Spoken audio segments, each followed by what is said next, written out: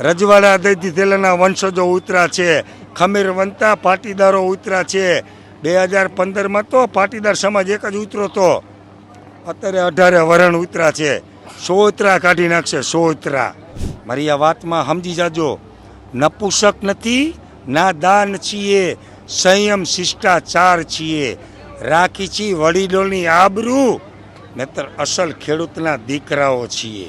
તો આ 5 પેઢીઓથી 1947થી અમારા બાપની વિરાસત છે, વારસાગતમાં આવેલી આ અમારી માં છે, માં। અમારી છાતી ઉપર થાંભલા તમારે મફત ખોડવા, અદાણી કમાઈને અમારી છાતી ઉપર થાંભલા।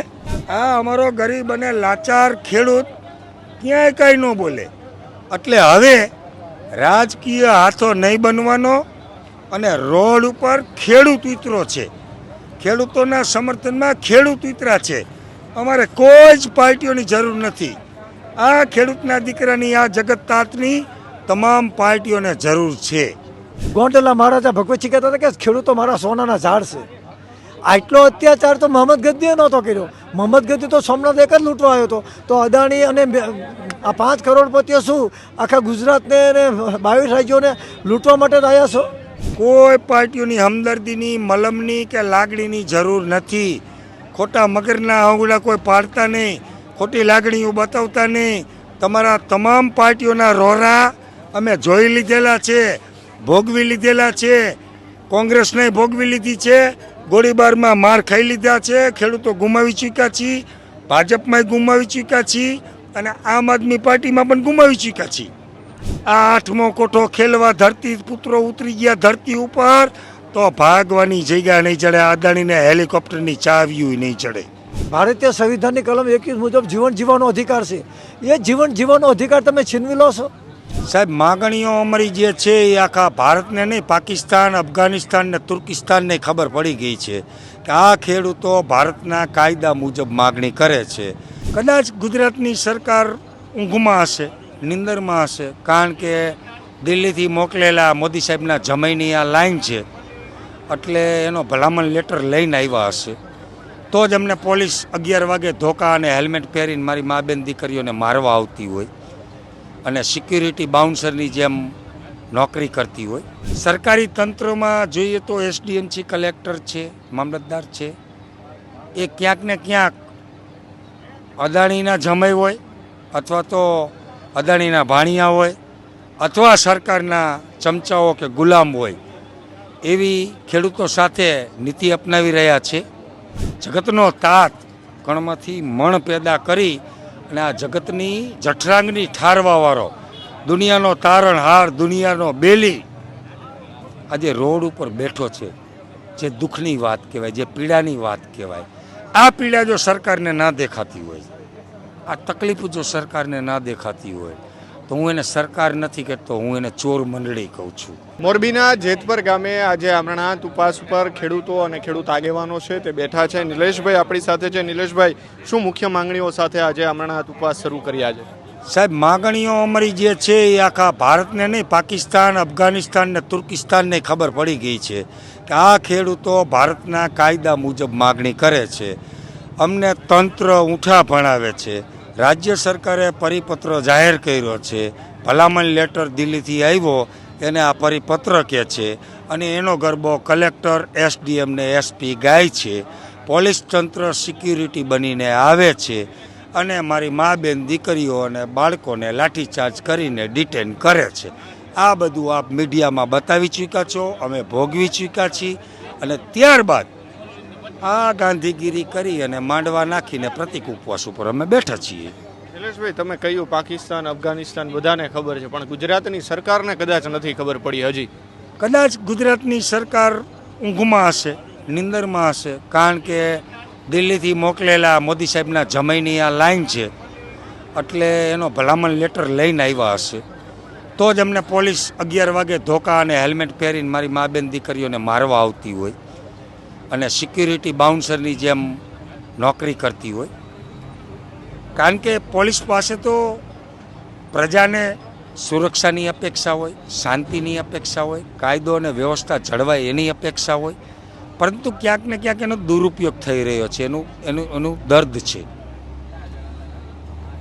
સરકારી તંત્રમાં જોઈએ તો એસડીએમ છે, કલેક્ટર છે, મામલતદાર છે, એ ક્યાંક ને ક્યાંક અદાણીના જમાઈ હોય અથવા તો અદાણીના ભાણિયા હોય અથવા સરકારના ચમચાઓ કે ગુલામ હોય એવી ખેડૂતો સાથે નીતિ અપનાવી રહ્યા છે અને યોગ્ય જવાબ પણ નથી આપતા. હું આઈએએસ અને આઈપીએસ બંને અધિકારીને મળેલો છું, પરંતુ આ ખેડૂતોની એવી વેદના છે જે આજે જગતનો તાત કણમાંથી મણ પેદા કરી અને આ જગતની જઠરાંગની ઠારવાવાળો દુનિયાનો તારણહાર, દુનિયાનો બેલી આજે રોડ ઉપર બેઠો છે.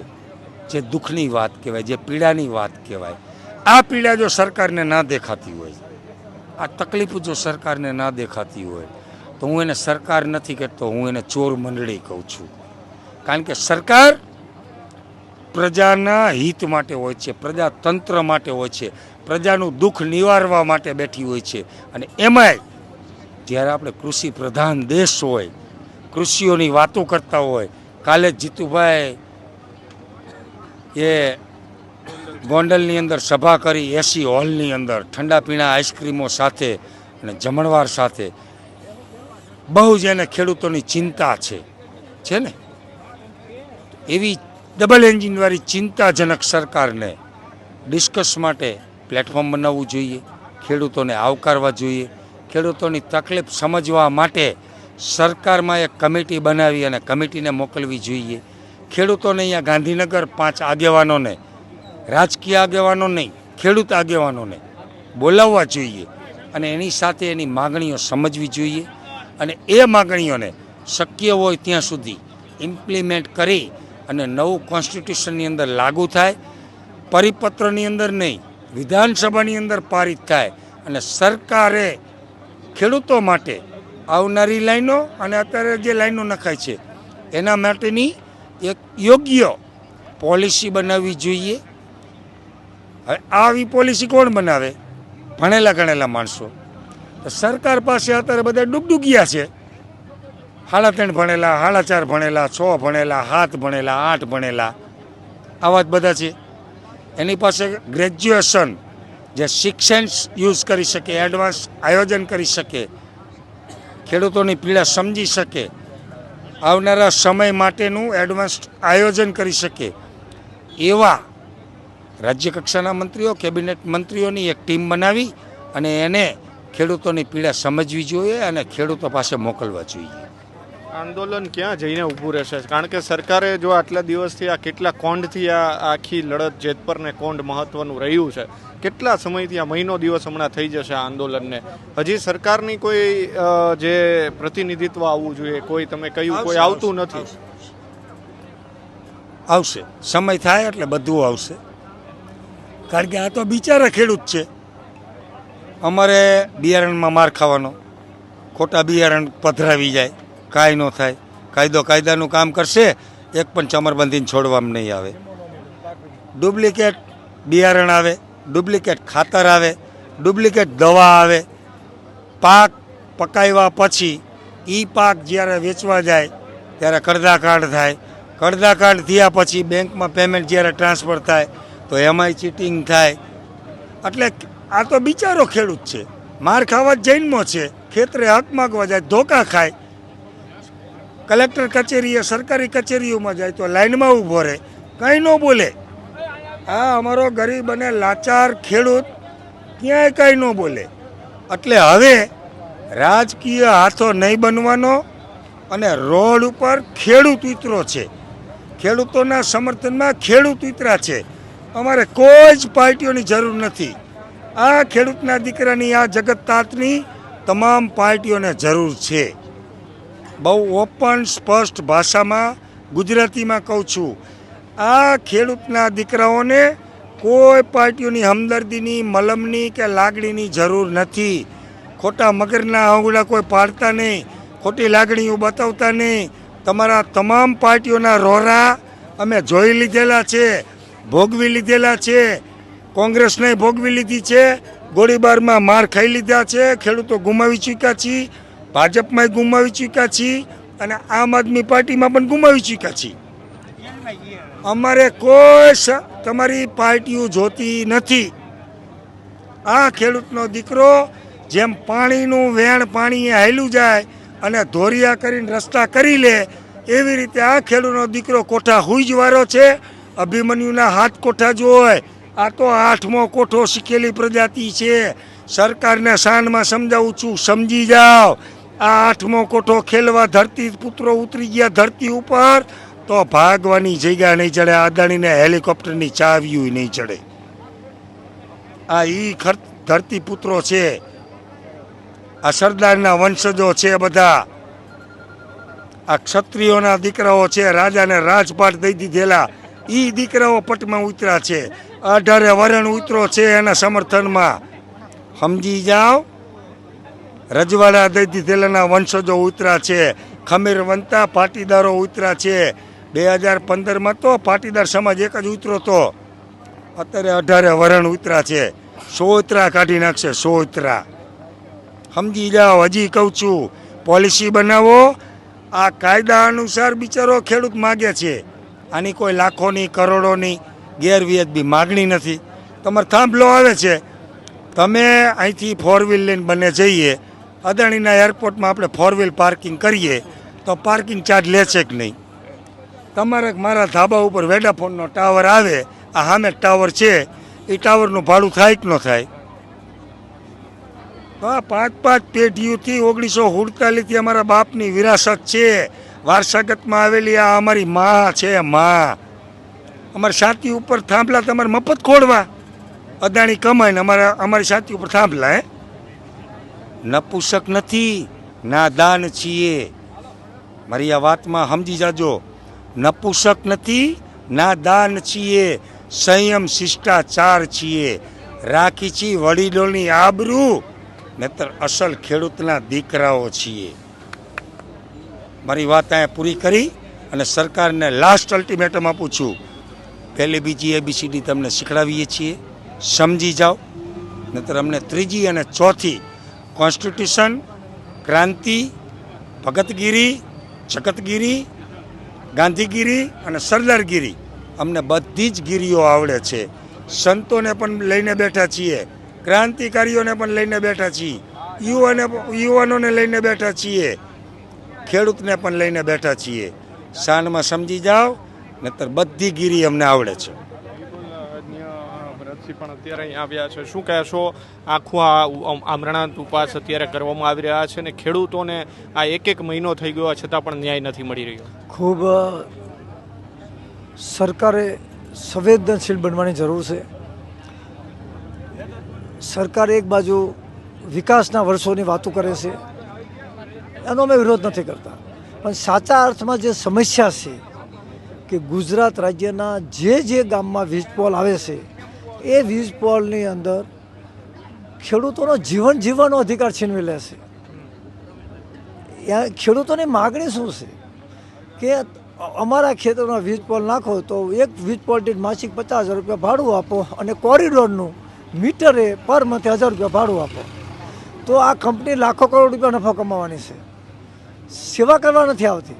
તો આ ખેડૂતોની અને કંપનીની એકાબીજીને વાટાઘાટ કરવી, એમાં સરકાર અને કલેક્ટર અને પોલીસ પ્રશાસન વચ્ચે આવીને ખેડૂતોને શા માટે હેરાન કરે છે? ભારતીય બંધારણ છે, ખેડે એની જમીનનો કાયદો છે, આ મૂળ માલિક છે, જમીન અધિગ્રહણ કાયદો 2013નો કાયદો છે. તો એ બધાને ઉપરવટ જાય અને કંપની એ જે રાજપત્ર બહાર પાડ્યું એ રાજપત્રના હિસાબે આખા દેશમાં અને ગુજરાતમાં સીધા DM ઓર્ડર કરી દે, ખેડૂતોને મારીને કાઢી મેકે અને થાંભલા નાખે.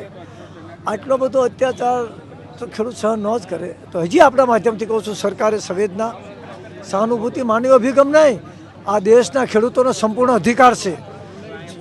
ભારતીય સંવિધાનની કલમ 21 મુજબ જીવન જીવવાનો અધિકાર છે. એ જીવન જીવવાનો અધિકાર તમે છીનવી લો છો. અને ધરતી એટલે શું? મેરી દેશ કી ધરતી સોના ઉગલે ઉગલે હીરે મોતી કહેતા હતા. ગોંડલા મહારાજા ભગવતસિંહ કહેતા હતા કે ખેડૂતો મારા સોનાના ઝાડ છે. આટલો અત્યાચાર તો મોહમ્મદ ગદ્દીએ નહોતો કર્યો. મોહમ્મદ ગદ્દી તો સોમનાથ એક જ લૂંટવા આવ્યો હતો. તો અદાણી અને આ 5 કરોડપતિઓ શું આખા ગુજરાતને અને 22 રાજ્યોને લૂંટવા માટે જ આવ્યા છો? તો બહુ શાનમાં નૈતિક મૂલ્યો જવાબદારી પારદર્શક સાથે ભૂપેન્દ્રભાઈ પટેલ અને ભારતીય જનતા પાર્ટીના જે બુદ્ધિજીવીઓ છે, જે રાષ્ટ્રવાદીઓની વાતો કરે છે, જે દેશ માટે બલિદાન આપવાની વાતો કરે છે, એમને તાત્કાલિક અસરથી નરેન્દ્રભાઈ મોદી પાસે જવું પડે અને કહેવું પડે કે આ રાજપત્ર જે બહાર પાડ્યું વીજ પોલ કંપનીનું એ હરગાવી દો અને રાષ્ટ્રના હિત માટે, ખેડૂતોના હિત માટે અને ખેડૂતોને માસિક આર્થિક દર મહિને 50,000 રૂપિયા ભાડું આપે અને કોરિડોરનું પર મીટરે તમામ કોરિડોરનું 1,000 રૂપિયા ભાડું આપે. એ ખેડૂતોની વ્યાજબી માગણી છે. બધાને પેન્શન મળે છે. આઝાદીના આટલા વર્ષો પછી ખેડૂતોને બસ આપવાનું જ તે કે લેવાનું કંઈ નહીં. તો સરકારને સ્પષ્ટ વાત કહેવા માગું છું કે વ્યાજબી નહીં, ખેડૂતોની કાયદેસરની માગણી છે. સંવિધાનિક અધિકાર છે અને સંવિધાન અધિકાર સ્ટેટ છીનવી ન શકે. આપણી સાથે ભરતસિંહ, તેઓએ પણ કહ્યું છે કે જે અત્યારની જે માંગણીઓ છે તે આ માંગણીઓને લઈ અત્યારે હમણાં ઉપવાસ ઉપર બેઠા છે અને સરકારને અહીંયાથી ચીમકી આપવામાં આવી રહી છે કે સાનમાં સમજી જાઓ, નહીંતર તો આગળ અત્યારે ગાંધી ચિંધ્યા માર્ગ ઉપર આ આંદોલન ચાલી રહ્યું છે, પરંતુ ભગતસિંહના માર્ગે પણ આ આંદોલન જઈ શકે છે તેવી પણ ખેડૂતો અને ખેડૂત આગેવાનો છે તેઓ ચીમકી ઉચ્ચારી રહ્યા છે. કેમેરા પર્સન કેવિન નિમાવત સાથે મયુર સરવૈયા, સ્વરાજ મીડિયા, મોરબી.